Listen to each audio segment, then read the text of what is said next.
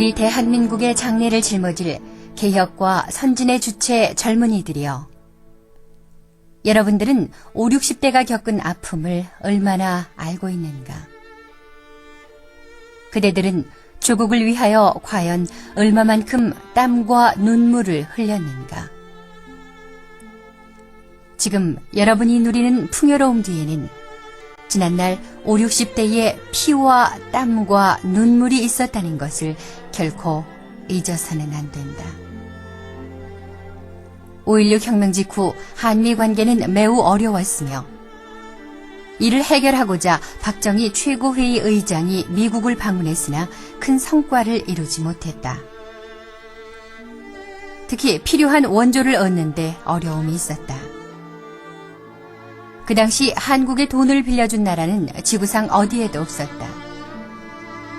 지푸라기라도 잡고 싶은 마음에 우리와 같이 분단된 공산국 동독과 대치한 서독에 돈을 빌리러 대사를 파견해서 1억 4천만 마르크를 빌리는 데 성공했다. 당시 우리는 서독이 필요로 한 간호사와 광부를 보내주고 그들의 봉급을 담보로 잡혔다.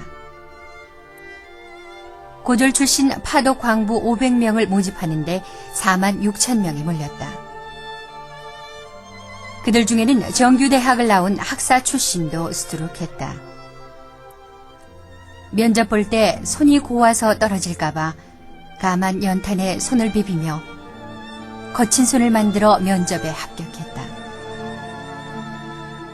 서독 항공기가 그들을 태우기 위해 온 김포공항에는 간호사와 광부들의 가족, 친척들이 흘리는 눈물로 바다가 돼 있었다.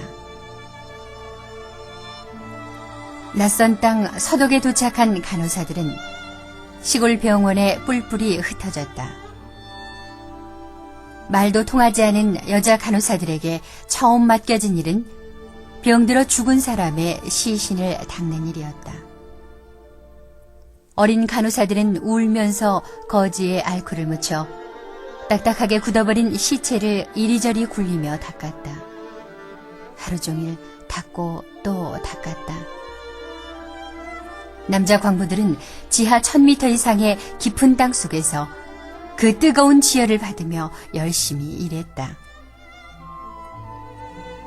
하루 8시간 일하는 서독 사람들에 비해 10몇 시간을 그 깊은 지하에서 석탄 캐는 광부 일을 했다.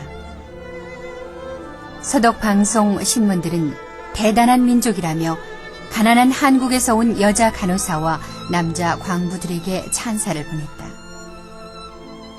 세상에 어쩌면 저렇게 억척스럽게 일할 수 있을까 해서 붙여진 별명이 코리안 엔젤이라고 불렸다.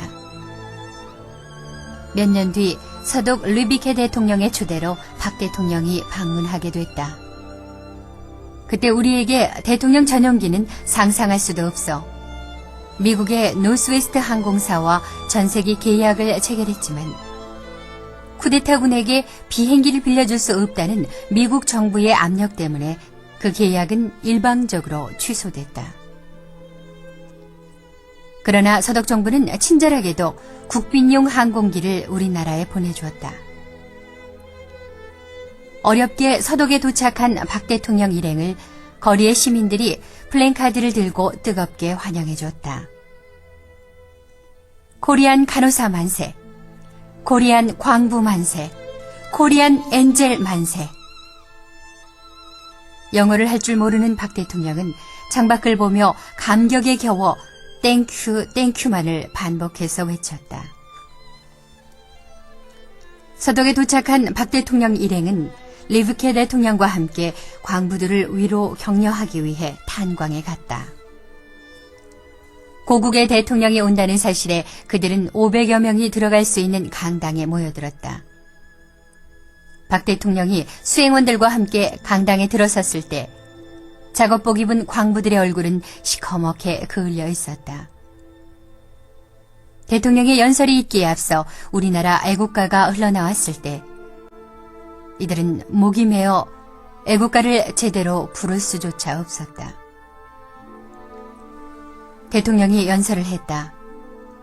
단지 나라가 가난하다는 이유로 2억 마리 타국에 와서 땅속 1400m도 더 되는 곳에서 얼굴이 시커멓게 그을려가며 힘든 일을 하고 있는 제 나라 광부들을 보니 목이 메어 말이 잘 나오지 않았다. 우리 열심히 일합시다. 후손들을 위해서 열심히 일합시다. 열심히 합시다. 눈물에 잠긴 목소리로 박 대통령은 계속 일하자는 이 말을 반복했다. 가난한 나라 사람이기 때문에 이역만리 타국 땅 수천 미터 지하에 내려가 힘들게 고생하는 남자 광부들과 굳어버린 이방인의 시체를 닦으며 힘든 병원 일을 하고 있는 어린 여자 간호사들, 그리고 고국에서 배골고 있는 가난한 내 나라 국민들이 생각나서 더 이상 참지 못해 대통령은 눈물을 흘렸다. 대통령이란 귀한 신분도 잊은 채 소리내어 눈물을 흘리자 함께 자리하고 있는 광부와 간호사 모두 울면서 영부인 유경수 여사 앞으로 몰려나갔다. 어머니, 어머니 하며 유교사의 옷을 잡고 울었고 그분의 옷이 찢어질 정도로 잡고 늘어졌다.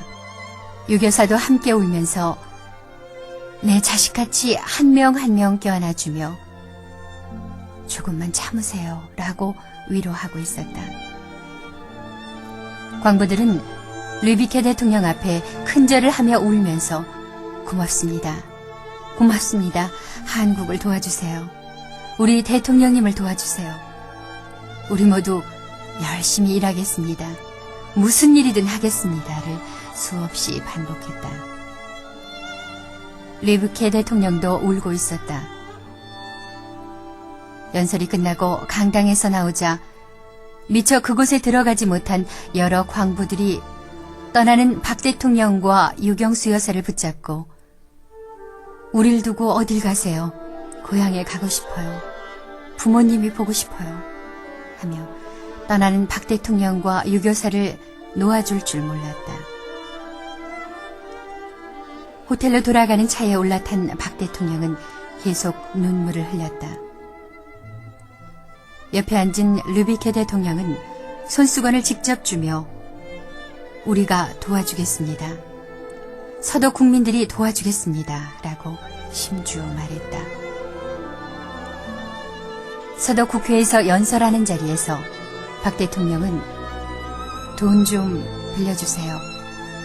한국에 돈 좀 빌려주세요. 여러분들의 나라처럼 한국은 공산주의와 싸우고 있습니다. 한국이 공산주의자들과 대결에 이기려면 분명 경제를 일으켜야 합니다. 그 돈은 꼭 갚겠습니다. 저는 거짓말 할 줄 모릅니다. 우리 대한민국 국민들은 절대로 거짓말하지 않습니다. 공산주의자들을 이길 수 있도록 돈 좀 빌려주세요를 반복해서 말했다.